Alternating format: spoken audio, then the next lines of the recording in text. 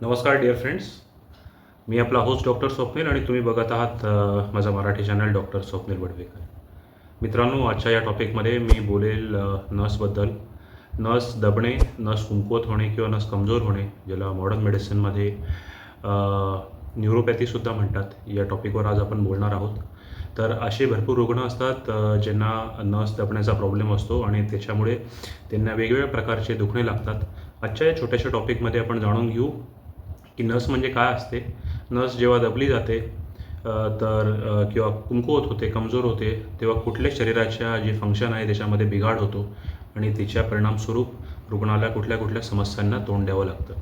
आणि सर्वात महत्त्वाचं म्हणजे नसांचं जे आहे शरीरात जे जाळं पसरलं आहे त्यांचं कुठलं महत्त्वाचं कार्य आहे, हाच आपल्या टॉपिकचा विषय राहील. मी आपला होस्ट डॉक्टर स्वप्नील. या चॅनलवर जे आहे मित्रांनो, तुम्हाला वेगवेगळ्या आजारांवर आयुर्वेदिक व ॲलोपॅथी औषधांची माहिती फार थोडक्यात मिळेल. तर हा चॅनल जर आपल्याला आवडतो तर नक्की लाईक करा, शेअर करायला विसरू नका हा व्हिडिओ, आणि सबस्क्राईब करून घंटीचं चिन्ह दाबायला विसरू नका. जेव्हाही कारण की आम्ही नवीन व्हिडिओ आणू आपल्यासाठी त्याची नोटिफिकेशन तुम्हाला मिळत राहतील. तर टॉपिक सुरू करू मित्रांनो आपण. सर्वात पहिला प्रश्न म्हणजे नस म्हणजे काय. नस जे आहे शरीरामध्ये याची संख्या जी आहे मोजणं मॉडर्न मेडिसिनमध्ये किंवा पुरातन काळामध्ये तरी ऑलमोस्ट अशक्य राहिलेलं आहे. इतकं मोठं आणि वास्ट शरीरामध्ये नसांचं जाळ आहे. नस एक प्रकारची केबल असते किंवा एक तारप्रमाणे जी मेंदू म्हणजे मस्तिष्काचा जो भाग आहे आणि पाठीचा जो स्पायनल कॉर्ड आहे, आपला पाठीचा कणा आहे, याला शरीराच्या इतरत्र भागाला जोडण्याचं काम करतं. म्हणजे मस्तिष्काला किंवा स्पायनल कॉर्डला जर काही संदेश पाठवायचा असेल शरीराच्या वेगवेगळ्या भागांना, तर नसांच्या मार्फत या संदेशवहनाची क्रिया जी आहे शरीर पूर्ण करत असतं.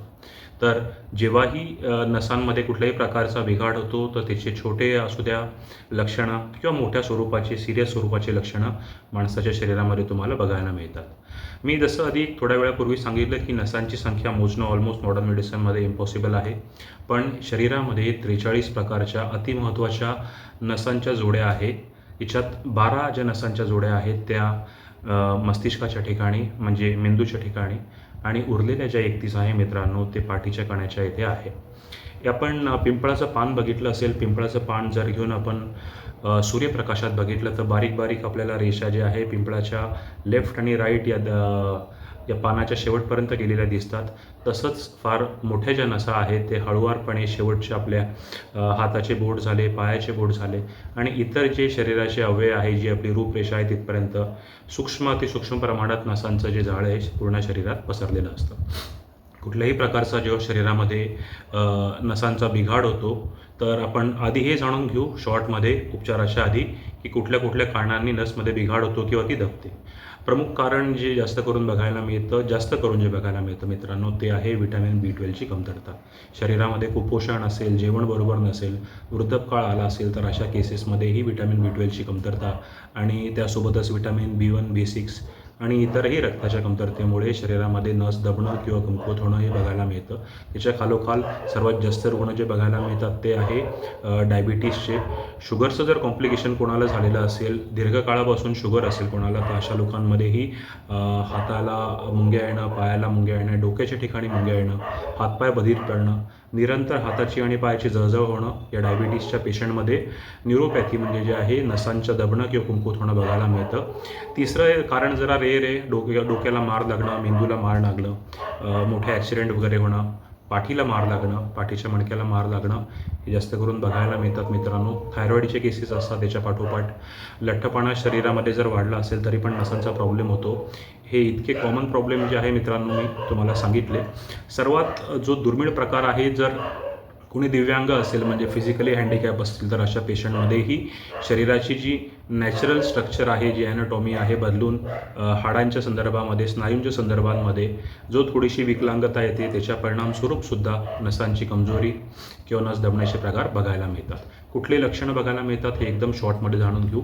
तीव्र स्वरूपाची वेदना होते शरीरामध्ये कुठल्याही प्रकारची नस दबली गेली असेल, कारण की संदेशवहन जे आहे मेंदूपासून पाठीच्या कण्यापासून शरीराच्या त्या भागापर्यंत नीट होत नाही. त्याच्या पाठोपाठ हाताला मुंग्या येणं, पायाला मुंग्या येणं, कुठल्याही जो एक महत्त्वाचा ऑर्गन वगैरे आहे किंवा कुठलाही जर भाग आहे, एक्स्ट्रीमिटीज जे आहे बॉडीच्या, तिथे जर नसांमध्ये काही प्रॉब्लेम आले असेल तर तो जो पार्ट आहे शरीराचा तो बधीर झाल्यासारखा वाटतो, संज्ञा विरहित झालेला वाटतो, कारण की सिग्नल जे आहे ते बरोबर जात नाही. त्याच्या सोबतच हातांची आग होणं, पायाची आग होणं, मुंग्या जे एक वारंवार येतात मी हे पण सांगितलं, आणि जे नॉर्मल फंक्शन आहे त्या अवयवाचं, त्या पार्टचं, शरीराच्या भागाचं, ते पण बऱ्यापैकी कमी झालेलं दिसतं.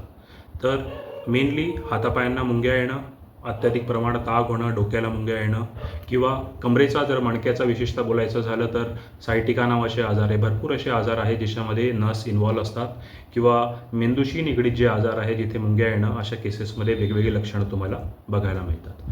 आता वळूया त्या उपचाराकडे. आता खूपदा आम्हाला रुग्ण विचारत असतात की व्हिडिओ बघूनही किंवा असं काही पान खाल्लं तर चालेल का, किंवा गरम पाण्याने शेक घेतला तर चालेल का.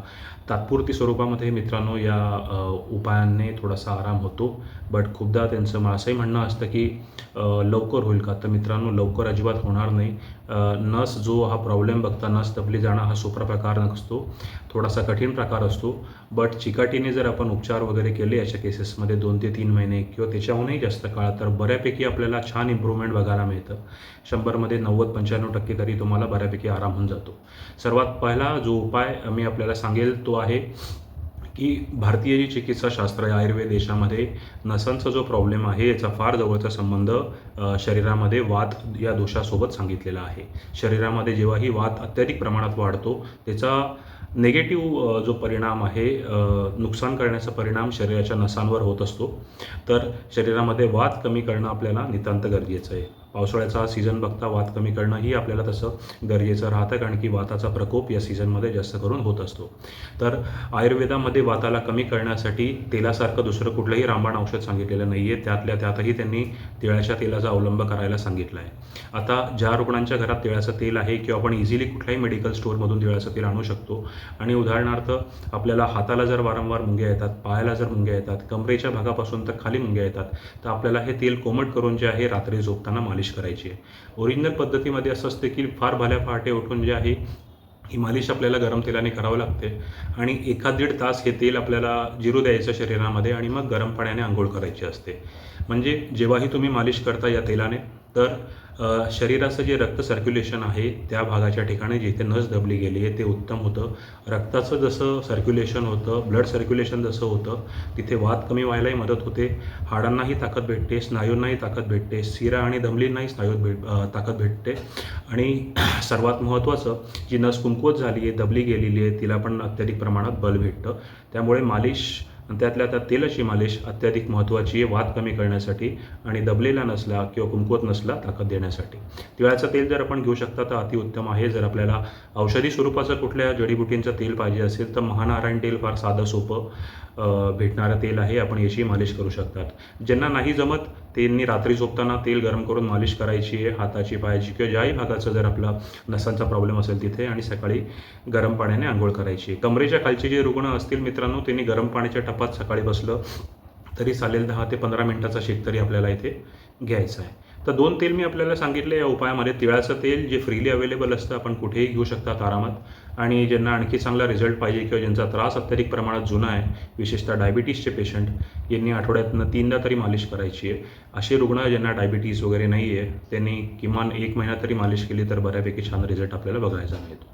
महानारायण तेल किंवा तिळाचं तेल. आता दुसऱ्या उपायाकडे वळू आपण. हा डायरेक्ट औषधींच्या स्वरूपाचा उपाय राहील मित्रांनो, घरगुती उपाय हा कुठलाही राहणार नाही. स्क्रीनवर तुम्हाला एक पावडर दिसेल, एक वनस्पतीची. या पावडरचं नाव आहे अश्वगंधा, या हरबचं नाव आहे अश्वगंधा. अश्वगंधाची आपल्याला पावडर म्हणजेच चूर्ण घ्यायचं आहे, आणि 2.5 ग्राम आपल्याला सकाळ संध्याकाळ कोमट पाण्यातनं किंवा अर्ध्या कप दुधातनं सकाळ संध्याकाळ घ्यायचं आहे, सलग 90 दिवस तरी किमान. अश्वगंधाची निवड मी याच्यासाठी केली होती मित्रांनो, की अश्वगंधा जी आहे एकमेव अशी वनस्पती आहे आयुर्वेदामध्ये जी नर्व रिजनरेशनचं काम करतं. हिच्यावर एक्सटेन्सिव्ह रिसर्च झाला आहे, सखोल अभ्यास झाला आहे याच्यावर, आणि एकटी अशी वनस्पती असल्यासोबत शरीराला बल तर प्रदान करते, हाडांनाही बल प्रदान करते, रक्त जे आहे सर्क्युलेशन शरीरामध्ये वाढवते, आणि नसांना, दबलेल्या नसांना परत पूर्ववत आणण्याचं, कमकुवत झालेल्या नसांना जनरेशन करण्याचं, नर्व जनरेशन करण्याचं काम अश्वगंधा ही एकमेव वनस्पती अशी करते. त्यामुळे अश्वगंधाचं जे पावडर आहे किंवा चूर्ण आहे मित्रांनो, आपल्याला जवळच्या आयुर्वेदिक मेडिकल स्टोअरमध्ये आरामात मिळून जातं किंवा आपण ऑनलाईनसुद्धा मागवू शकतात. मी सॅम्पल म्हणून एक फोटो दिलेला आहे इथे अश्वगंधा चूर्णाचा. आपण कुठल्याही ऑनलाईनचे जे फ्लिपकार्ट, अमेझॉन वगैरे असे काही ॲप आहे तिथून घेऊ शकतात किंवा कुठल्याही मेडिकल स्टोअरहून अश्वगंधाची पावडर जी आहे आपल्याला घेऊन सुरू करायची आहे. 2.5 ग्राम सकाळ संध्याकाळ गरम पाण्यातनं किंवा अर्ध्या कप दुधातनं आपल्याला ही पावडर घ्यायची आहे सलग 90 दिवसांसाठी. तर इतके साधे आणि सोपे उपाय होते मित्रांनो, एक किचकट आजारासाठी, न्यूरोपॅथी किंवा नस दबणे, नस कमकुवत होणे. मित्रांनो, आजचा हा छोटासा व्हिडिओ जर तुम्हाला आवडतो तर नक्की व्हिडिओला लाईक करा, गरजू मित्रांना शेअर करायला विसरू नका आणि चॅनलला सबस्क्राईब करून बेल आयकॉनसुद्धा प्रेस करा, कारण की जेव्हाही आम्ही नवीन व्हिडिओ आणू एक माहितीपूर्ण आपल्याला त्याचे नोटिफिकेशन मिळतील. पुन्हा भेटू एक नवीन व्हिडिओमध्ये एक नवीन टॉपिक सकट. तोपर्यंत मी आपला होस्ट डॉक्टर स्वप्नील आपली आज्ञा घेतो.